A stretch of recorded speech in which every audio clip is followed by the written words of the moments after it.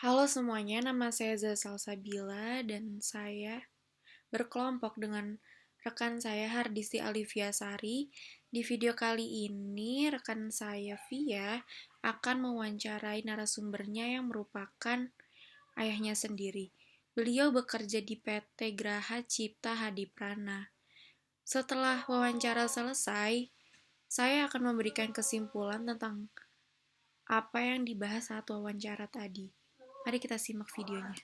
Selamat pagi, perkenalkan nama saya Hardisti Aliviasari. Pada kesempatan hari ini saya kembali lagi akan mewawancarai narasumber saya, yaitu papa saya sendiri. Oke, jadi ada 5 pertanyaan yang akan saya berikan ke Bapak. Untuk pertanyaan pertama, adakah peraturan tentang etika kerja di perusahaan Bapak?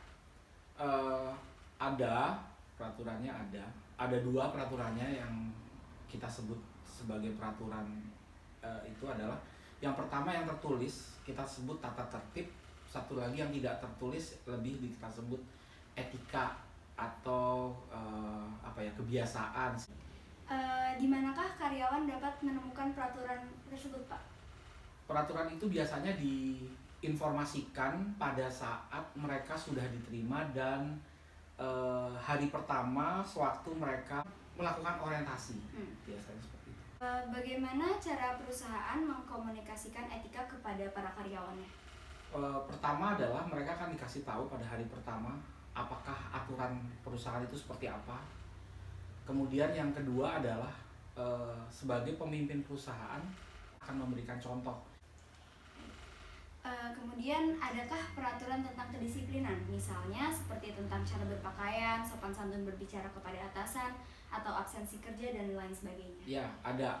Di perusahaan itu ada aturan seperti misalnya jam masuk kantor, jam pulang kantor, aturan lembur, istirahat, cara berpakaian.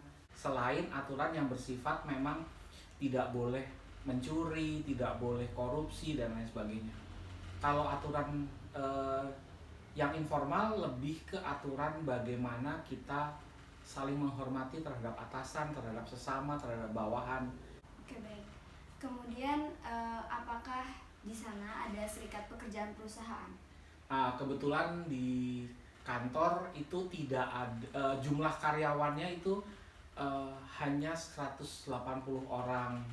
180 orang terbagi atas 3 grade, yaitu yang kita sebut sebagai non-manager, manager, dan direksi. Itu. Oke, baik Pak. Itu saja pertanyaan dari saya. Terima kasih atas waktunya, Pak. Sama-sama. Sekarang saya akan memberikan kesimpulan tentang apa yang dibahas saat wawancara tadi.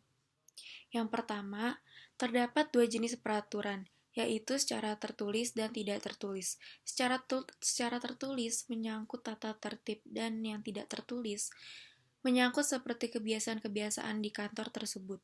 Yang kedua, peraturan disosialisasikan ketika masa orientasi karyawan. Tidak hanya karyawan saja yang harus mematuhi etika-etika yang ada, tetapi di perusahaan ini para pemimpin perusahaan juga memberikan contoh untuk para karyawannya. Dan yang terakhir dapat disimpulkan bahwa pada perusahaan ini tidak terdapat serikat pekerja. Berikut adalah kesimpulan yang bisa kita ambil dari wawancara tadi. Semoga bermanfaat bagi kita semua. Terima kasih telah menonton. Jangan lupa di like, comment, and subscribe. Thank you.